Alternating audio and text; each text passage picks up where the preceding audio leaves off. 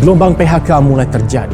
Jumlah pekerja yang terkena pemutusan hubungan kerja dan dirumahkan mencapai 2,8 juta. Virus corona yang telah menjangkiti lebih dari 150 negara tak hanya menjadi krisis kesehatan global, tapi kini juga telah menjadi krisis pasar tenaga kerja dan ekonomi yang berdampak besar terhadap hidup banyak orang.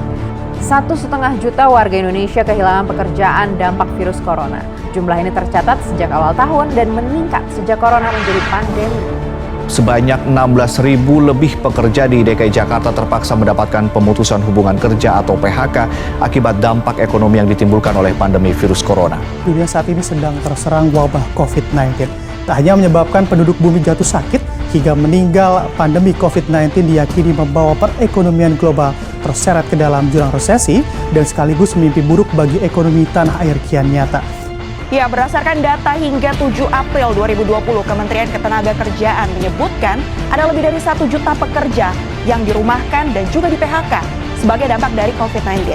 Beberapa masih mendapat upah meski tidak penuh, namun ada pula yang tidak mendapat upah sama sekali. Presiden akan memberi insentif 3 juta rupiah kepada korban pemutusan hubungan kerja di tengah penyebaran virus corona dengan syarat karyawan yang bersangkutan terdaftar sebagai peserta BP Jam Sostek. Pemirsa, melemahnya perekonomian akibat wabah COVID-19 berdampak pada berbagai industri di berbagai tempat di Indonesia. Di Jepara, hampir 75% karyawan hotel harus dirumahkan agar perusahaan tidak merugi. Sedangkan di Jombang, ribuan pekerja terpaksa terkena PHK akibat melemahnya ekonomi perusahaan.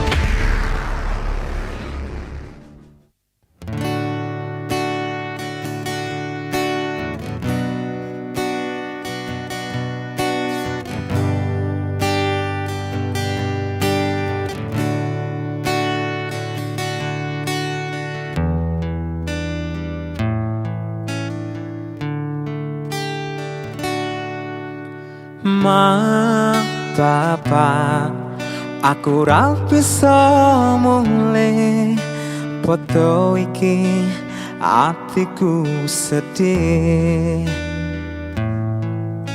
Ma, Bapak, aku ora teko neng kene, aku ra bisa lunga.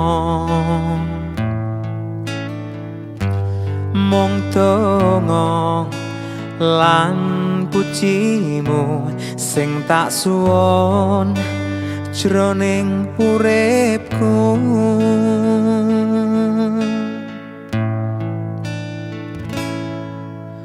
Ma, Bapak, wis aja nangis, waca nang layang sing tak tulis. Ma, Bapak, ngapuranen aku yen ana salah lan luputku. Neng kene kaya ngene rasane, pengen mulai neng aku kudu kepiye.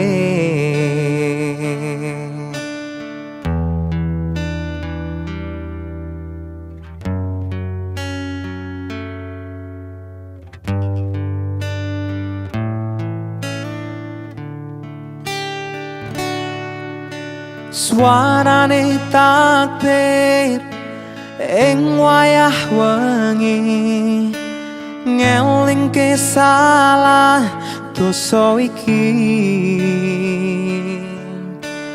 Kepengen sungkem ning kudu kepiye iki, ngapuranen dosane anakmu iki.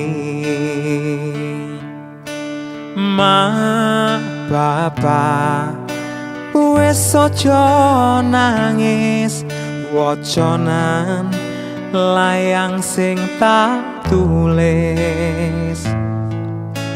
Ma, Bapak, ngapuranen aku yen ana salah lan luputku. Neng kene kaya ngene rasane, pengen mulai ning aku kudu kepiye.